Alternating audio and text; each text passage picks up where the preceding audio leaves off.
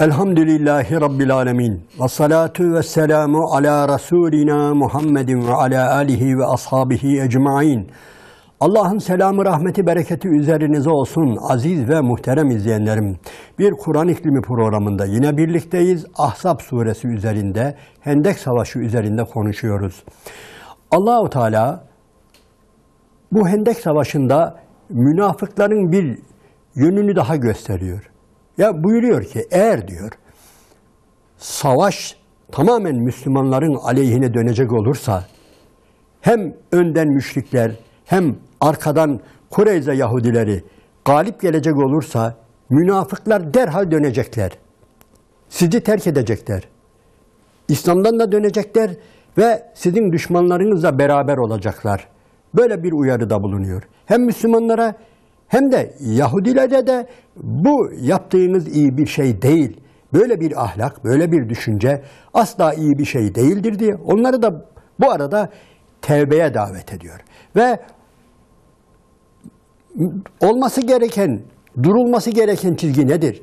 Müslümanın böyle bir pozisyonda nasıl bir çizgide bulunması gerektiğini de anlatıyor. Ve buyuruyor ki Bismillahirrahmanirrahim وَلَمَّا رَأَ الْمُؤْمِنُونَ الْأَحْزَابَ Müminler diyor kendilerini kuşatan kabile kabile, Arap dünyasında ne kadar müşrik varsa hepsi bir araya gelmiş. Onların hepsini görünce, onların hepsini gördüklerinde hiç şaşmadılar diyor. Hiç paniklemediler. Hiç paniklemediler, hiçbir şaşkınlık göstermediler. Burası çok önemli. Ve dediler ki galu hâzâ mâ vaadanallâhu ve rasûlü. Allah'ın ve Resulünün vaat ettiğidir. Zaten bize söylemişti. Yani biz Müslüman olunca bizi böyle tehlikelerin beklediğini bize zaten söylemişti. Ta Akabe biatında söylemişti bize. Yani Müslüman olmanın ne anlama geldiğini, kimlerle muhatap olunacağını bize haber vermişti. Ve zaten şu anda da özellikle Hendek Savaşı'nda da bunu bize haberdar etmişti, söylemişti. Kimlerin bize geleceğini, kimlerin bize düşmanlık yapacağını söylemişti. Ve işte biz onları gördük ve hiç paniklemiyoruz. Galu hâzâ mâ ve'adanallâhu ve rasûlü. Bu Allah'ın ve Resulünün bize vaat ettiğidir. Biz şaşırmıyoruz bundan. Ve sadakallahu ve rasûlü. Allah ve Resulü hem de doğruyu da söyledi. Onların söyledikleri çıka geldi bak oldu, gerçekleşti. Yani hem şaşırmıyorlar hem paniklemiyorlar ve bir de ne oluyor? Ve mâ zâdehum illâ îmânen ve teslîmâ. İmanlarının ve teslimiyetlerinin artmasından başka bir şey olmadı diyor. Yani karşılarında böyle grup yani binlerce düşmanı gördüklerinde onların sadece imanlarını artırıyor bu, teslimiyetini artırıyor. İşte bunlar da gerçek müminlerdir.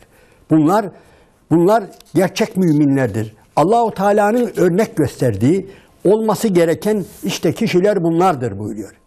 Ve bunlar ta baştan beri böyledir.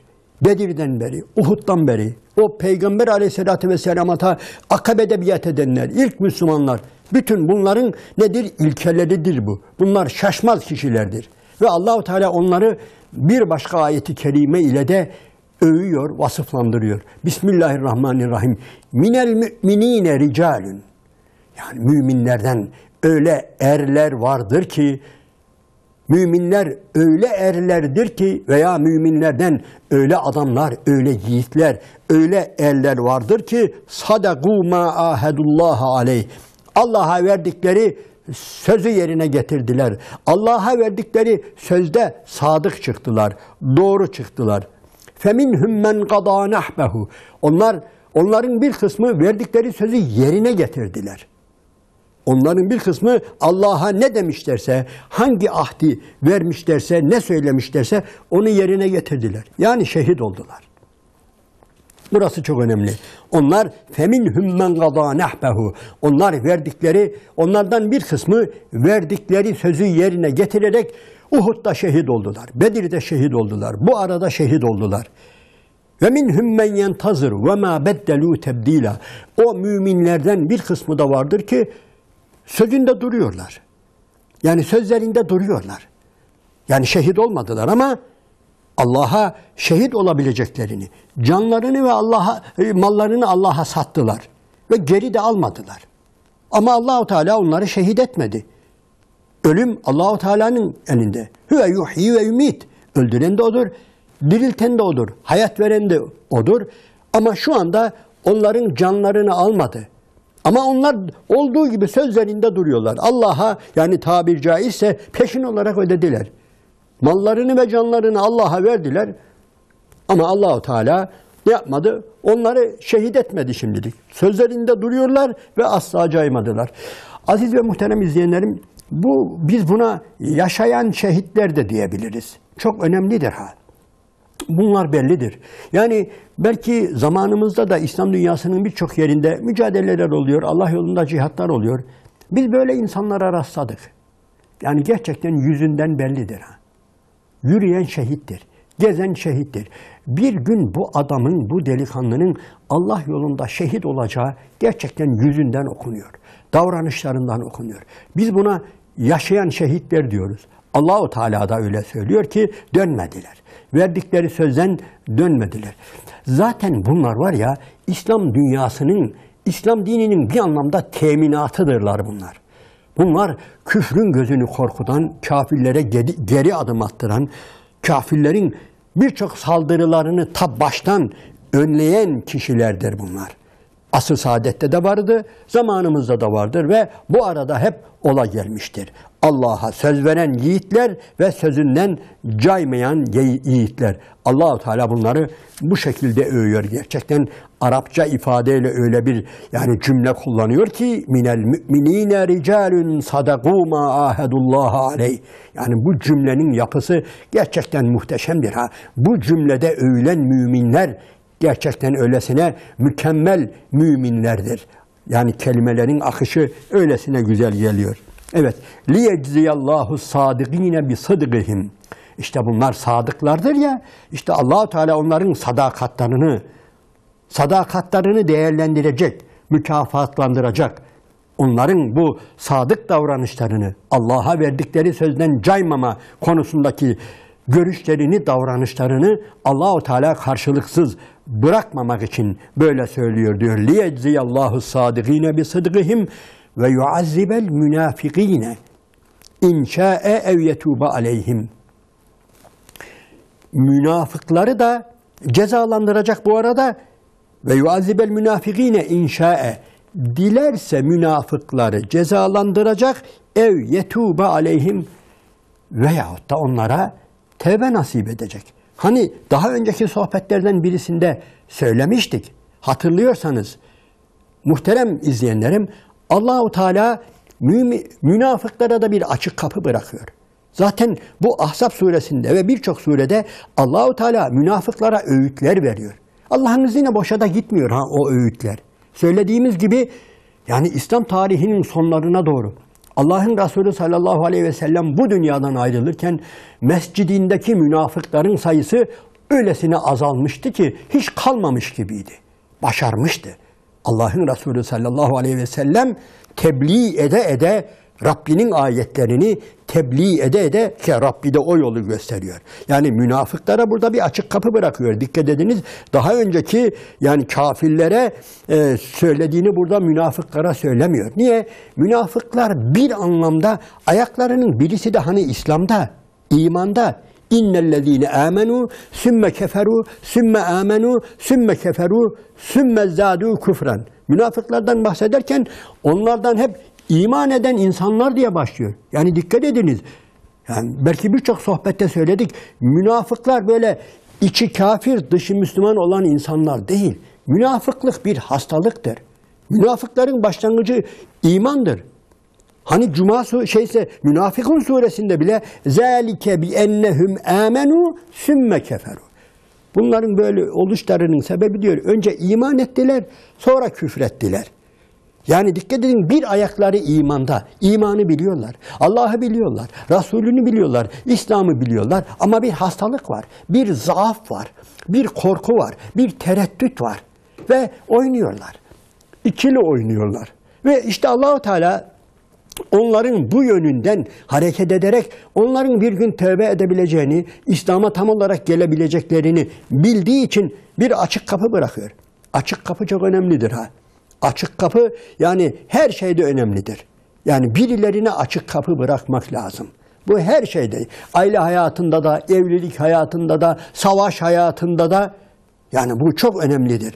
Böyle bir kapı bırakmak. Allah-u Teala onlara bir kapı bırakıyor ve işte rivayete göre epeyce insan Müslüman oluyor.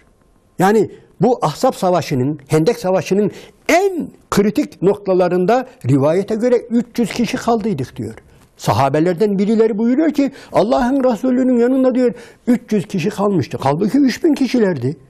Perem olduk diyor. Dağıldılar, gittiler ama Allah-u Teala dondurmadı. Ha işte şu 300 kişi var ya, ondan sonra hepsini ben kafir sayıyorum, münafık sayıyorum, cehennemlik sayıyorum demedi.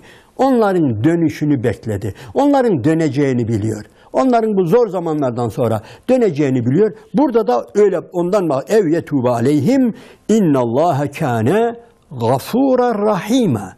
Allah şüphesiz ki gafurdur ve rahimdir. Muhterem izleyenlerim, bu savaşın en kritik noktalarından bir iki fotoğrafı size sunmak istiyorum. Evet, hendekler kazılmıştı ve düşman hiç durmadan bu hendeğe geçebilmek için hendeğin dar yerlerini, zayıf noktalarını arıyorlardı. Ve müşriklerin, Arapların en yiğitleri bir araya geldiler ve böyle bir nokta aradılar.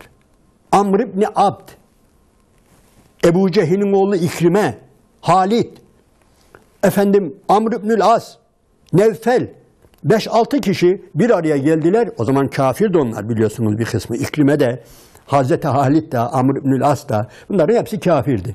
Ve dar bir yer bulup Peygamber Efendimiz'e hücum etmek istediler. Ve bu arada şunu unutmayalım. Hendeğe geçemeseler bile Peygamber Efendimiz'in otağına, çadırına durmadan ok yağdırıyorlardı. Efendimiz'i katletmek için, öldürmek için yani öylesine hücuma geçiyorlardı. Dar yerlerden. Ve en sonunda böyle bir karar verdiler ve buldular. Kendilerine göre dar bir yer buldular. Oradan atlayabileceklerini gözlerinden kestirdiler ve gerilendiler. Atlarını gerilere sürdüler ve sonra koşturdular, hücum ettiler ve rivayete göre 5-6 kişi burayı atladı. Hende'ye atladı ve Müslümanların tarafına geçtiler. Ve dikkat edin bu Amr ibn Abd denilen adam yaşlı bir adammış. Fakat korkunç bir cengavermiş. Arapların en önemli savaşçılarından birisiymiş. Çok meşhurmuş. Ve adam geçiyor karşıya.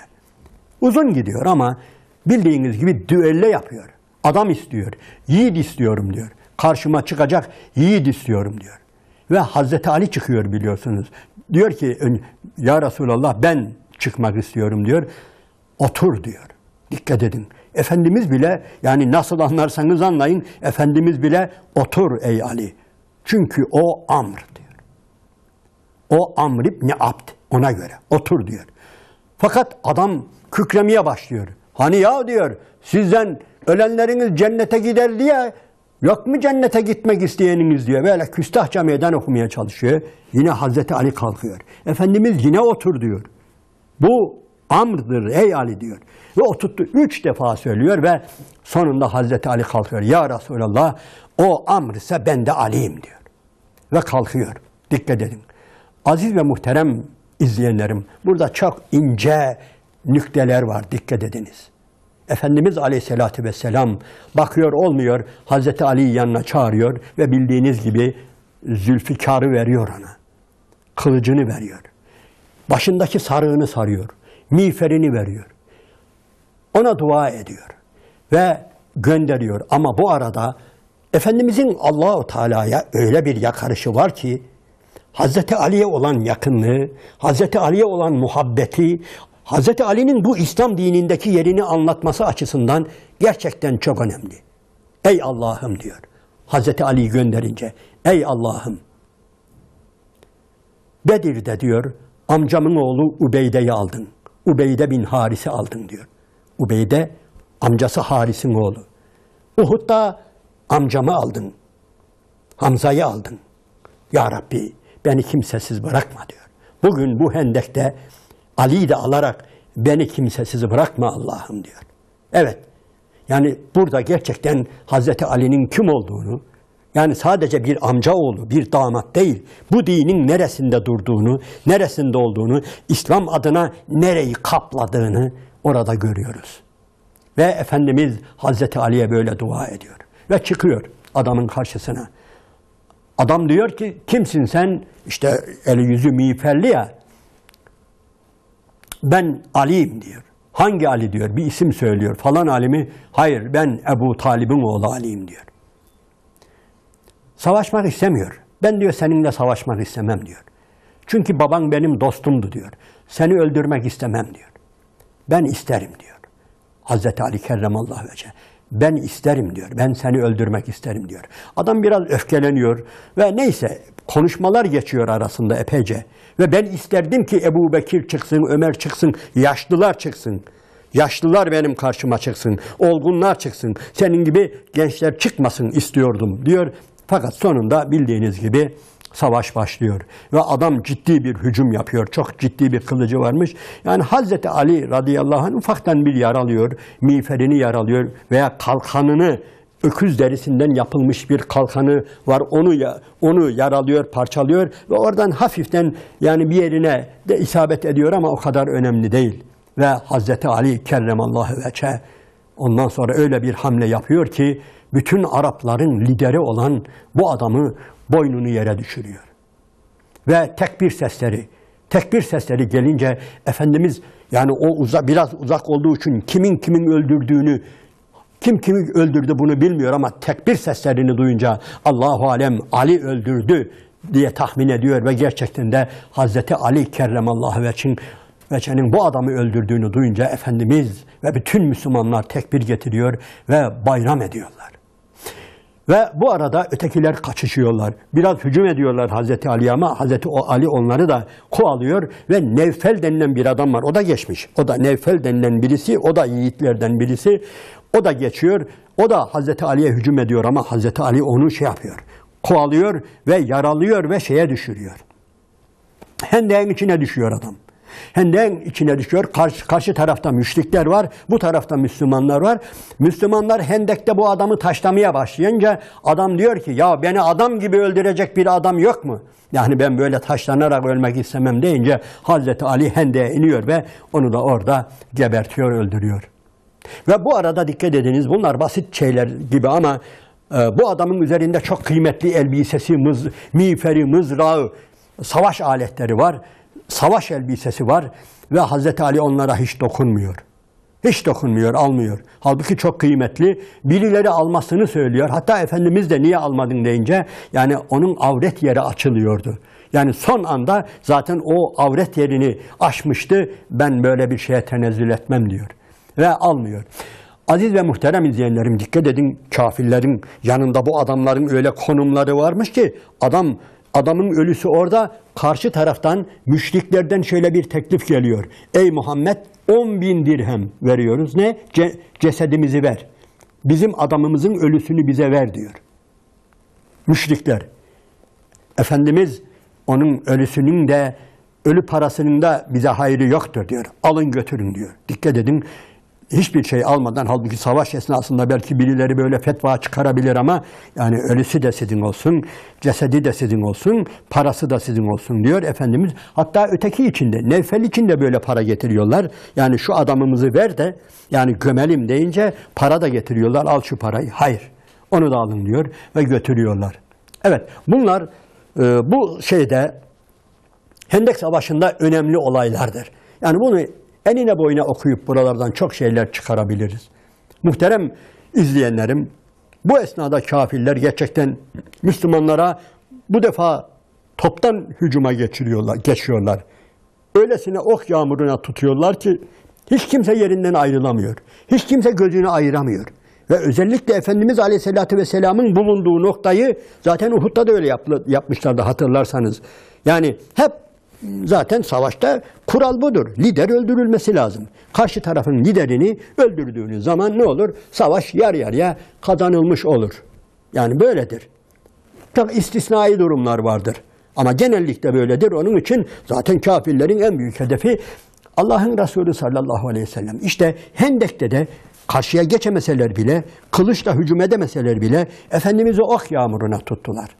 Ve Efendimiz gerçekten çok tehlikeli anlar geçirdi. Ve bilindiği üzere Müslümanlar o anda 4 vakit namazı kaçırdılar. Kılamadılar. Halbuki Nisa suresinde 101, 99, 101. ayet-i kerimede yani bir savaşta namaz nasıl kılınır onu bile Allahu Teala anlatırken burada kafirler ona bile fırsat vermediler.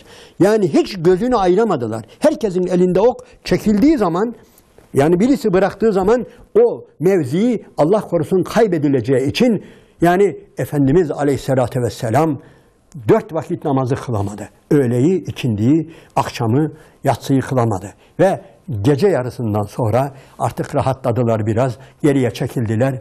Efendimiz emretti. Hazreti Bilal radıyallahu anh bir ezan okudu.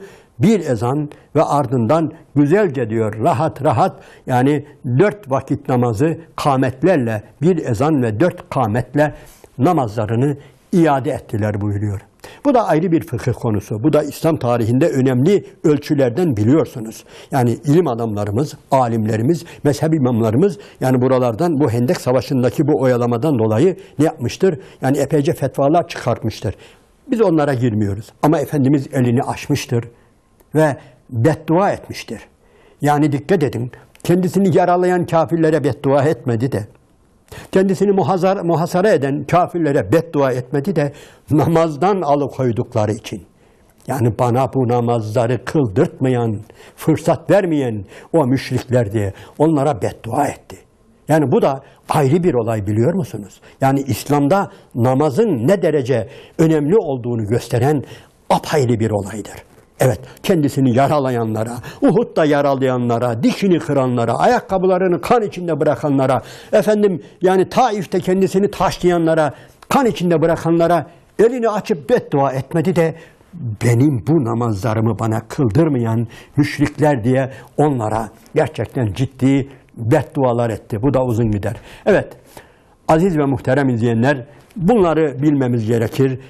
Ahzab suresini okurken Hendek Savaşı'nın bu bölümlerini bilmemiz gerekir. İnşallah kaldığımız yerden diğer ayeti kerimeleri ve bu ayeti kerimelerin eğer perde arkası, geri planı varsa onları anlatan sahneleri de size nakletmeye devam edeceğiz. Şimdilik Allah'ın selamı, rahmeti, bereketi üzerinize olsun aziz ve muhterem izleyenlerim.